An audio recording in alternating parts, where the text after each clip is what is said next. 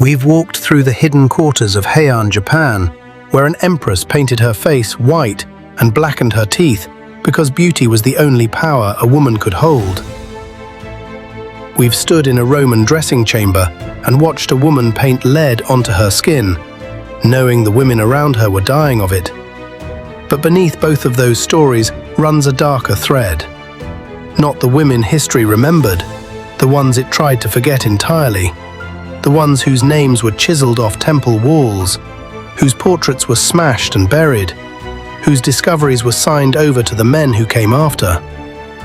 This is the story of the women ancient empires erased from history. And here's the strangest part. The more a woman achieved, the more completely she had to be erased.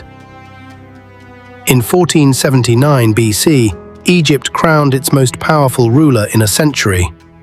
This pharaoh built a temple that still stands, Deir el-Bahari, 3 terraces rising against the desert cliffs of Thebes. She sent 5 ships down the Red Sea to the fabled land of Punt and brought back something no Egyptian had ever attempted. 31 living myrrh trees carried home in baskets. The first recorded transplant of foreign trees in human history. Gold, ivory, baboons, incense. 22 years of peace and prosperity. And this pharaoh was a woman. Her name was Hatshepsut. She ruled not as a queen, but as a king. Wore the false beard, the male kilt, the striped headdress. Her throne name was Mat-Kare. But here's the detail that changes everything. The erasure did not happen in anger. It happened 20 years after her death. Thutmose III, her stepson, the boy she had ruled alongside, spent most of his reign building Egypt's empire, not destroying her memory. Then, near the very end of his life, he turned on her. His workers smashed her statues, chiseled her face from every relief, carved her cartouche out of the stone, and replaced it with the names of dead kings. Not her father, not her husband. Kings who had been dead for a century. Why wait 20 years? Historians now believe it wasn't hatred, it was succession.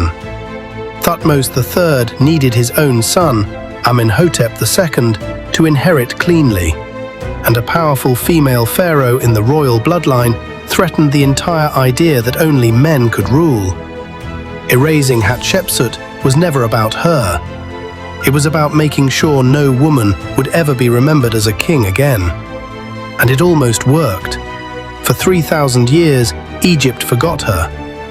Archaeologists rebuilt her story from fragments, statues buried in pits beside her own temple, her name scratched back into the stone.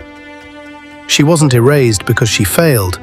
She was erased because she succeeded too completely. But to understand how far back this goes, you have to go deeper than Egypt. You have to go to Sumer. In 2285 BC, in the city of Ur, a woman sat writing poetry. Her name was Enheduanna. Her father was Sargon of Akkad, the first man in history to build an empire. And when Sargon needed to bind dozens of conquered cities together under a single religion, he did not send a general. He sent his daughter as high priestess. Enheduanna wrote hymns to the goddess Inanna, 42 of them. And here's what makes her unlike every name that came before. She signed her work. She wrote in the first person. She described her own exile, her pain, her restoration to power, in her own words. This is the first named author in all of human history, man or woman, the first person anywhere on Earth to put a name to a text. And for 4,000 years, almost nobody knew she existed. Her work was copied, recopied, translated, absorbed, and her name dropped. Her identity stripped away until scholars argued over whether the author was even a real person. She was rediscovered only in the 20th century, on clay tablets dug from the ruins of Ur. The first writer in history was a woman, and history forgot her name for 4 millennia. Now travel forward 26 centuries to Alexandria in 415 AD. In the city's lecture halls and its great library, one name drew students from across the Roman world. Hypatia, mathematician, astronomer, philosopher. She was the daughter of Theon, the last known mathematician of the Museum of Alexandria. She wrote commentaries on Ptolemy's Almagest, on the conics of Apollonius, on the arithmetic of Diophantus, the very work that laid the foundation for the algebra you learned in school. She built the astrolabe and the hydrometer. She taught that the universe ran on reason, not superstition. And at a time when Alexandria was tearing itself apart between rival factions, she was the one figure everyone respected. The pagan governor sought her counsel. Christian students sat in her lectures. For years, she walked the city unarmed, untouchable. That respect is precisely what killed her. In March of 415 AD, a mob, incited by a bishop named Cyril, who saw her influence as a threat to his own power, dragged her from her chariot in the street into a church. She was stripped, and she was killed with ostraca, broken roof tiles, the sharpened shards of pottery that ancient Athens used as voting ballots, now turned into blades. Her work was destroyed. Her writings survive only as fragments quoted by her students. For centuries, her name was buried under rumor, her story twisted until her death read as a warning instead of a tragedy. And here is the bitterest detail of all. Cyril was later declared a saint. The woman he silenced became a cautionary tale for schoolgirls. That, more than anything, is what erasure looks like. The murderer canonized, the victim blamed. But not every erased woman was a queen or a philosopher. Some were scientists, and the first of them connects straight back to where our journey began, to beauty. Around 1200 BC, in the kingdom of Babylonia, a woman named Tapputi Belatakalim worked in the royal palace. Her title translates roughly to female overseer of the palace. Her trade was perfume. Tapputi is the first chemist in recorded history.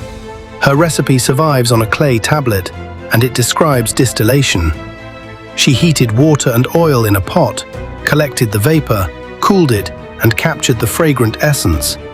The technique that would one day become the entire science of chemistry was first written down by a woman, mixing perfume for a Babylonian king. The tablet even names her assistant, another woman whose name is broken off mid-word. Two women working together, laying the foundation of a science. And for 3,000 years, the credit drifted to men. The perfume was remembered, the perfumer was not.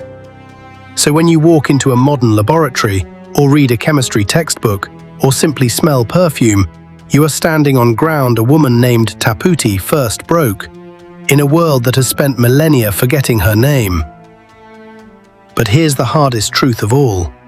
For every Hatshepsut whose name we recovered, every Hypatia we still argue over, there are thousands whose names we will never know. Aglianice of Thessaly could predict lunar eclipses, and was condemned as a witch who made the moon disappear. The Trung sisters of Vietnam raised an army of 80,000 and threw the Han Chinese out of their homeland in 40 AD, then were written out of the very records their rebellion created. A Roman scientist's experiments were credited to her husband.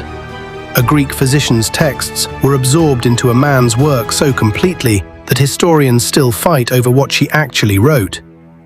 Even the recovery is contested. Merit Ptah, long celebrated as the first named female physician from 2700 BC, modern scholars now argue she may never have existed at all, a name invented by a 19th century researcher who conflated two different women. Think about what that means. A woman was erased so thoroughly that 4,000 years later, we cannot even prove she was real. The erasure became complete. Their faces are blank, their names are gone, and the gaps they left in the record are themselves the evidence, proof that something and someone was deliberately removed. Because erasure does not just delete a person, it deletes the possibility of a person. It teaches every generation that follows that women like this never existed. And it works. until someone asks the one question no one was supposed to ask. What's missing here? Here's what ties them all together. Hatshepsut, Enheduanna, Hypatia, Tapputi, and the nameless ones. None of them was erased because she was insignificant. Every single one was erased because she was significant enough to threaten someone. The more a woman achieved, the more completely her memory had to be destroyed. That's the pattern, repeating across every empire, every century. The chisel on the stone, the name dropped from the tablet, the credit signed over to a man. And here's the question that lingers. How many more are still buried? How many names are still hidden under the blank faces and the chiseled stone, waiting for someone to ask what was removed? We are only just beginning to find them. The tablets are still being dug up. The statues are still being pieced back together. The names are still being scratched back into the stone. And every one we find changes the story we tell about who we were. If this journey into history's missing women intrigued you, hit like and subscribe for more deep dives into the ancient world.